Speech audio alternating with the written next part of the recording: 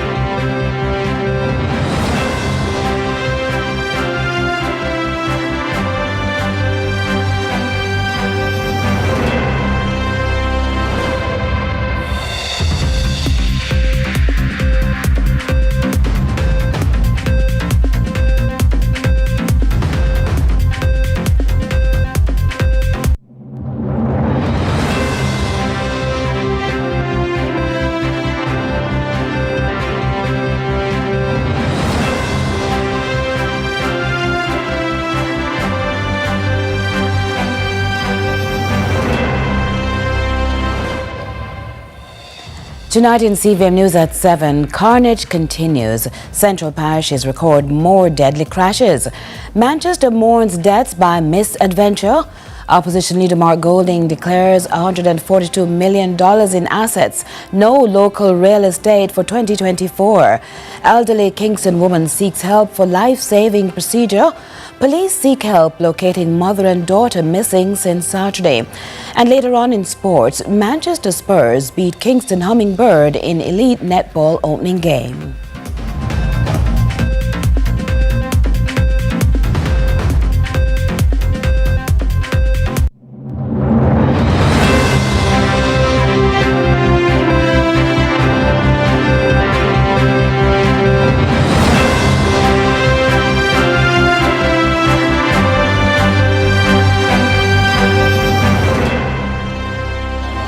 Hello from Kingston, Jamaica. This is CVM News at 7 for Sunday, June 7, 2026. I'm Curlin Brown. Thanks so much for joining us. The carnage on the road continues with more reports over this weekend of 2 chain reaction crashes in 2 different parishes. Now, even though early into the investigations among the possible causes, change from one lane to another without due care and diverted attention. Chairman of the National Road Safety Council not letting up the outcry. We have to put a stop to such carelessness.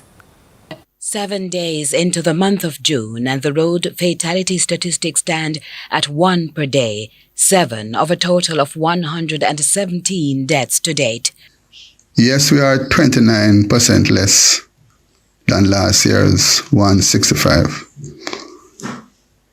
And we thank God for it.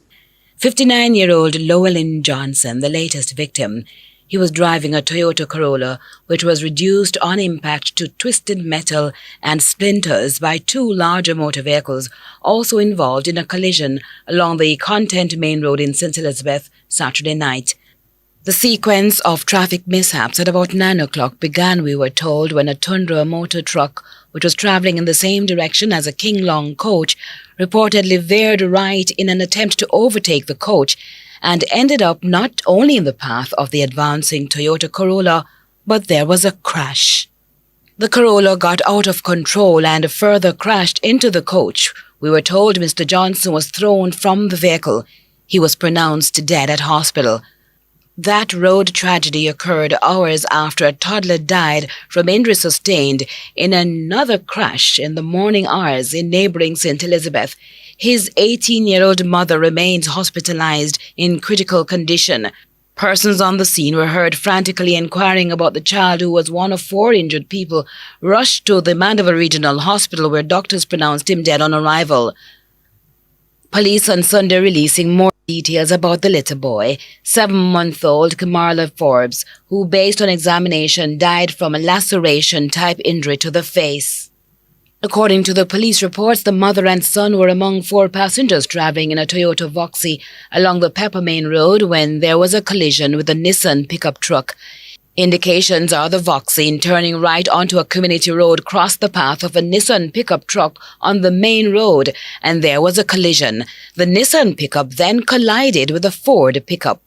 In both instances, the crash involves 3 vehicles. We don't know whether or not the child was in a car seat, or whether the dead driver was buckled up. Far too many crashes in this country are happening because people are overtaking improperly, losing control, and failing to keep to the near side. We cannot continue like this. The irony, these deadly errors are mounting during Road Safety Month. We should use this reminder that all the things that the new Road Traffic Act provides for should be enforced, and enforced quickly and resolutely.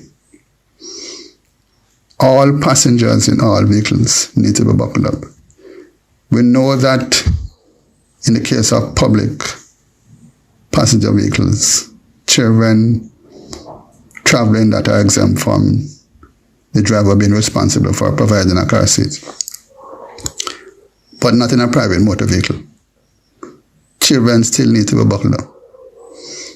And in all cases, adults need to be buckled up, both front and in the back. The search is on for a mother and child reported missing. 20-year-old Phoebe Watson and her 7-month-old daughter Raina Walters of Lower Elliston Road, Kingston 16, have been missing since Saturday, May 30.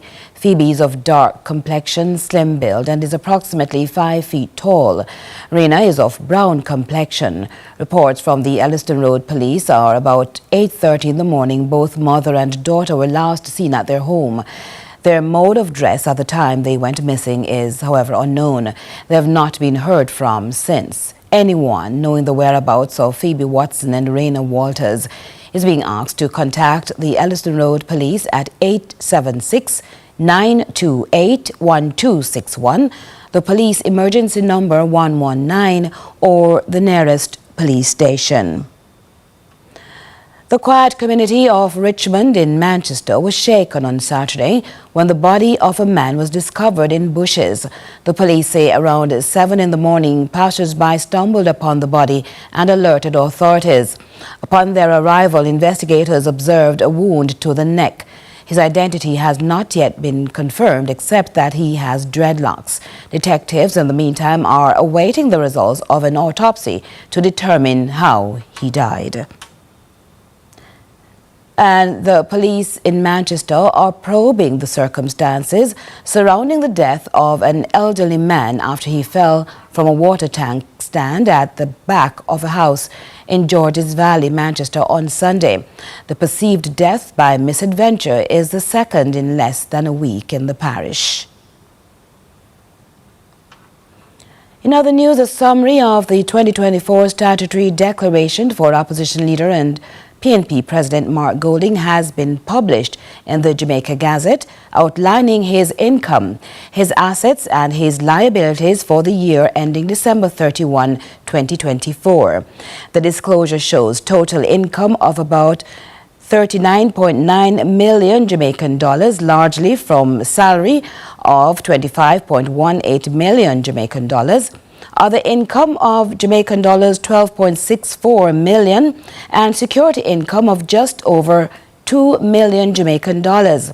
Total assets are listed at approximately 142.2 million Jamaican dollars, including over 113.8 million Jamaican dollars in securities, about 10.8 million Jamaican dollars in vehicles, receivables of 7.5 million Jamaican dollars, and additional holdings in cash, savings, and life insurance.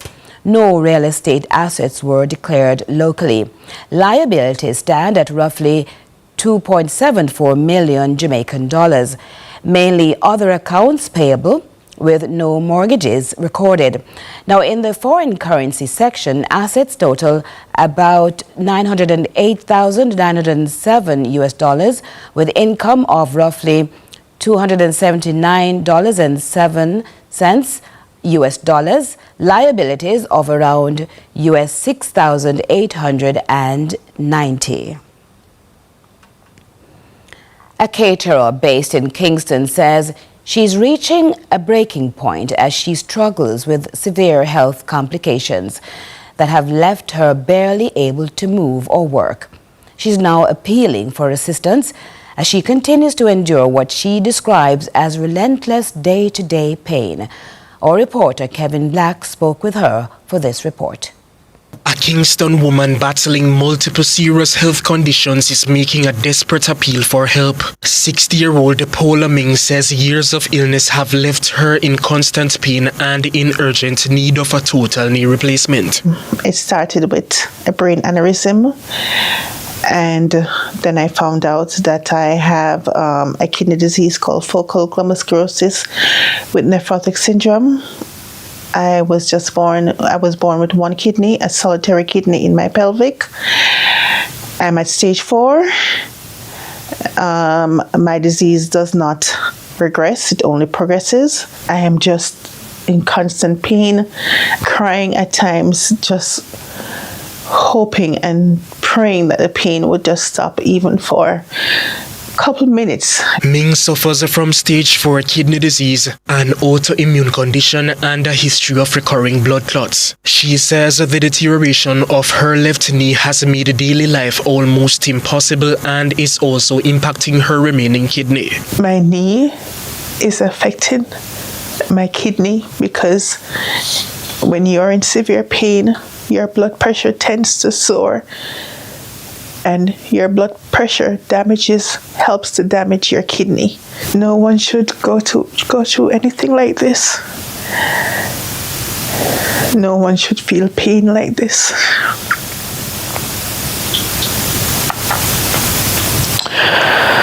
The required surgery and artificial joint are expected to cost more than $2 million, an amount she says is out of reach for her family. Ming, who works as a caterer, says the pain has also limited her ability to earn an income. I cannot manage to do what I love to do. The pain is very extreme, and trying to get the orders together to send, because I deliver to business places and so forth, it's very hard. So I'm asking the public, I'm pleading with you to please help me. Help me to get rid of this pain.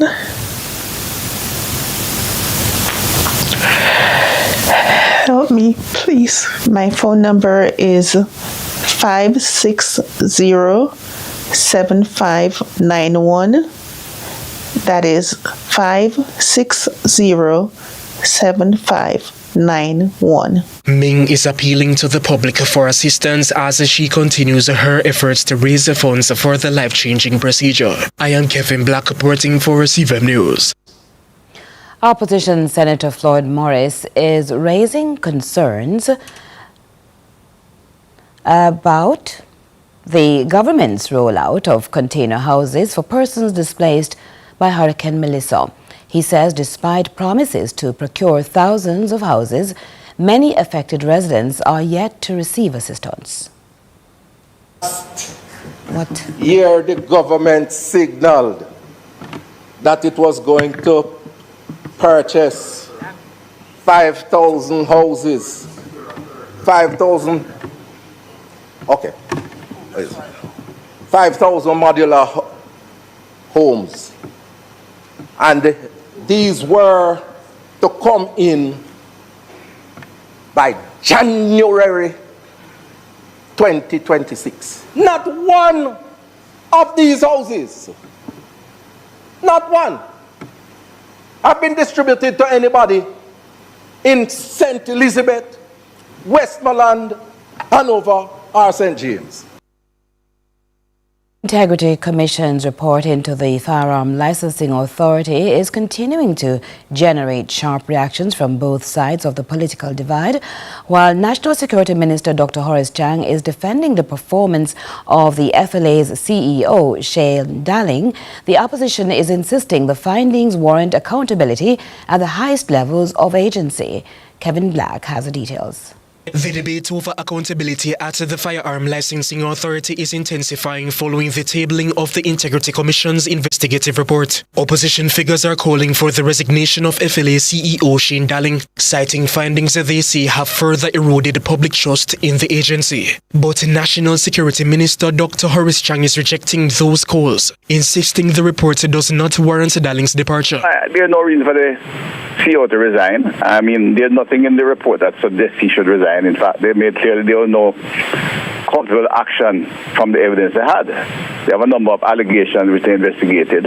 They drew some contours on some of the allegations, but you need to, when they're dealing with someone's employment, to deal with evidence. Opposition spokesman on national security, Fitz Jackson, says retaining the current leadership would send the wrong message about accountability. Any attempt to preserve the leadership with the demonstrated failure that the country and the world is now aware of will indeed make the minister and the government complicit with those failures.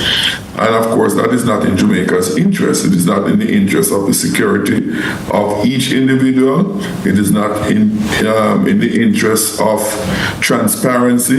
It is not even in the interest of investments in the country. Who would want to come to invest in a country where such open breaches are accepted as okay? Meanwhile, opposition spokesperson on justice, Zulika Jess, says the findings demand consequences and greater accountability. This is not something that can be dealt with lightly. It's not something that the Minister of National Security should be treating in a laissez-faire manner. This is something which really requires the strongest level of accountability, and there is no way you can have accountability by thinking that it is sufficient for you to simply tighten whatever gaps that there may exist. The ultimate test of accountability is for persons to understand that there are consequences. Kevin Black for CVM News. The debate. To a story we mentioned earlier where the police in Manchester are probing the circumstances surrounding the death of an elderly man after he fell from a water tank stand at the back of a house in Georges Valley, Manchester on Sunday. Now, the perceived death by misadventure is the second in less than a week in the parish. More from Nika Lewis. Deaths by misadventure are typically taken to mean deaths caused by accident, and usually the deceased voluntarily offered their help despite potential risks. Several factors are also considered, which is why police in Manchester continue their search for the truth in 2 deaths deemed accidental by residents. The more recent incident happened on Sunday when 83-year-old Michael Williams, otherwise called Mike, a resident of Comfort District in Manchester, allegedly fell to his death. Police reports are that about 11 a.m., Williams, while doing yard work at a relative's home, climbed the platform where 2 water tanks are located. Authorities believe Williams fell on a rock after missing his step, causing a wound to his forehead. That incident unfolded in Georges Valley at a relative's house. However, days earlier, another man, identified as Robert Dawes, died after he was struck by lengths of steel which fell from a delivery truck in Balvenie Heights, Mandeville. Both incidents have also been classified by detectives death by misadventure. Nika Lewis, CVM News. COVID-19, Hurricane Beryl and Hurricane Melissa are the 3 most recent major events that have caused disruptions within the regional and international labor market. Now, despite these shocks, globally recognized, positive trends are still evident in Jamaica and the region. The Minister of Labour and Social Security, Colonel Charles Jr., emphasizes the positive impact of cross-sector collaboration on economic development. Crystal Williams has the details. A record low of 3.3% in the second quarter of 2025. The rate of 3.6% in the first quarter of 2026 is down from an average of 10.88% within the last 30 years. The Labour and Social Security Minister Colonel Charles Jr. says the regional labour migration policy framework should be able to maintain this trajectory while increasing productivity by creating industrial harmony across the region. It's about respecting the capacity for persons to be able to move within the Caribbean and to do so seamlessly while also respecting our laws. And so the regional framework allows for there to be streamlining across the countries to make it an easier process and to ensure that we can be able to identify the talent needed across the region. How can this regional industrial harmony be facilitated beyond labor migration towards seamless transitions? Speaking from Geneva, Switzerland, while attending the International Labour Conference, Minister Charles Jr. says negotiations at the conference should prepare CARICOM countries for positive transformation. What it's talking about is looking on the issues that are relevant to us now, the climate disruptions, the intervention now of artificial intelligence, and the demographic shifts, and saying, how will we prepare Jamaica and the Caribbean to be able to withstand these things from a labor perspective? So if a hurricane comes, for instance, what are the protocols? What do we do before the hurricane to mitigate against the disruption in the workplace?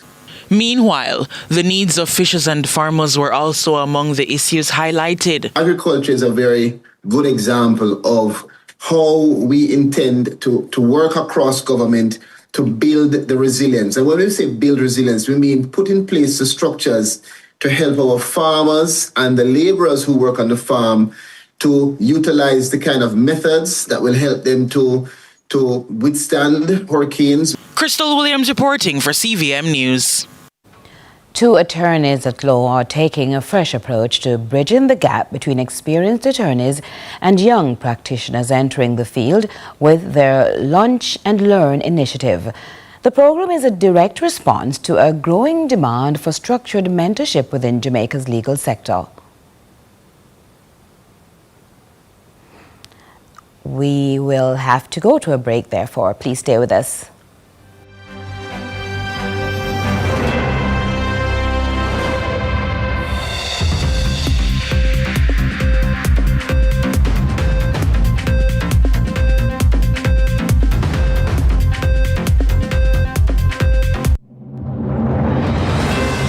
Food drink is everything you need to support your family's nutrition. Have it at home or take it with you every day for all-day energy. Lasco Food Drink has your favorite flavors, including low-sugar options so you sacrifice nothing. Packed with protein, calcium, vitamins, minerals, including iron. Lasco Food Drink is the winning taste and nutrition for your family. Nutrition never tasted so good. Also try Lasco Soy as a lactose-free alternative.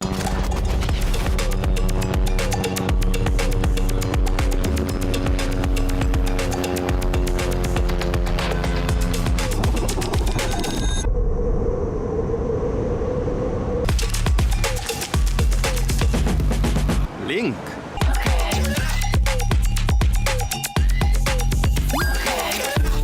The missing link. Link virtual card.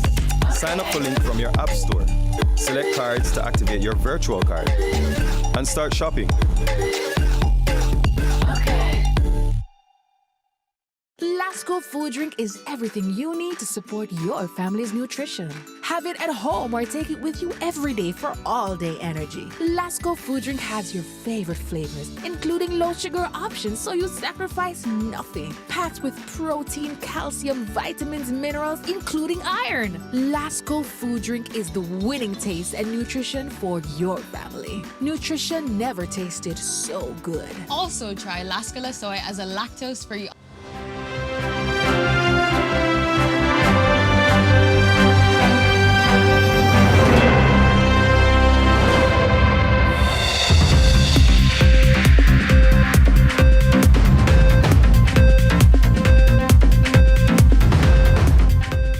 Thanks for staying with us. We're now ready with that report where 2 attorneys at law are taking a fresh approach to bridging the gap between experienced attorneys and young practitioners entering the field with their Lunch and Learn initiative. The idea is simple but effective. Bring seasoned legal veterans and the junior lawyers together over lunch to share real-world expertise. While law school teaches the theory, The Lunch and Learn initiative has been designed to tackle the business of law. Senior partner and managing partner of TWP, Christopher Townsend, says that there is much more to the field than what is taught in law school, and experienced attorneys have a chance to maintain the standard. Quite a number of young attorneys are getting themselves into trouble. That is because primarily the business of law is not as easy to grasp. And from time to time, they would do things that are inconsistent with the practice, inconsistent with our code of ethics. And so we're trying to use this medium also to guide them in that regard. While the initiative directly benefits attorneys within TWP, the firm says its ultimate goal is to strengthen the wider Jamaican legal community. I'm calling on all my senior lawyers to jump on board, help the young ones to get across this bridge. We're hoping that the law firms, and it doesn't have to be law firms, even smaller practices, older lawyers generally who runs a smaller practice, sole practitioners, will take up the mantle to assist these young ones. Take a few of them under your wings to mentor them, maybe not in this fashion, but mentoring nonetheless, because we need to ensure the continuity of our profession. The firm noted that the legal profession thrives when knowledge and experience are being intentionally shared, pledging a commitment to support emerging attorneys and investing in the future of the profession. Know that we have a platform where we can impact more persons. I am feeling very positive and very happy that we can have a far reach and a greater impact. Matthew Wright, reporting for CVM News. The cultural landscape is transforming one initiative at a time. The 50th Caribbean Studies Association Conference highlighted initiatives being undertaken by the government to improve Jamaica's culture. Carla Ramdeen reports.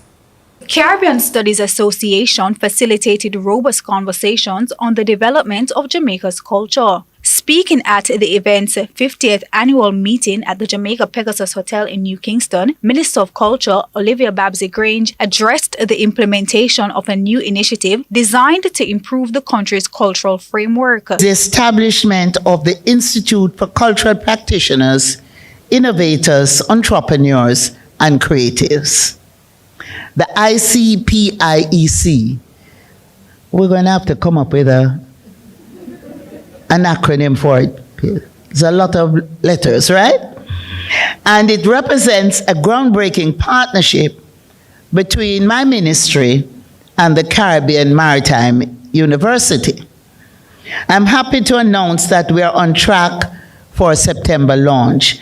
The minister also highlighted that this initiative would provide funding for cultural development. A key output of this revised cultural policy is the National Cultural Development Fund.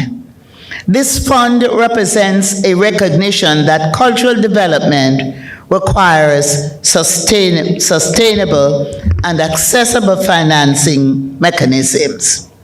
Creative talent is abundant throughout Jamaica and the Caribbean. What is often lacking is access. And time for some regional and international news. No? Let's take a break. We'll be right back.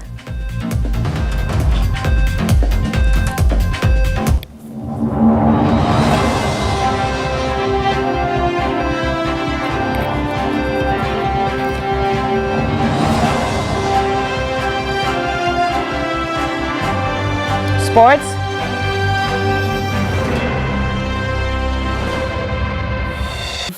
Love is when my uncle gave me the money to help start my shop.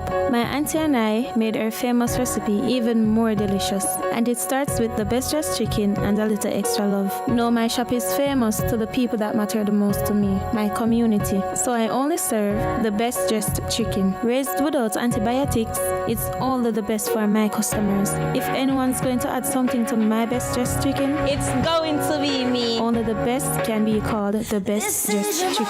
Lasco food drink is everything you need to support your family's nutrition. Have it at home or take it with you every day for all-day energy. Lasco food drink has your favorite flavors, including low sugar options, so you sacrifice nothing. Packed with protein, calcium, vitamins, minerals, including iron. Lasco food drink is the winning taste and nutrition for your family. Nutrition never tasted so good. Also try Lasco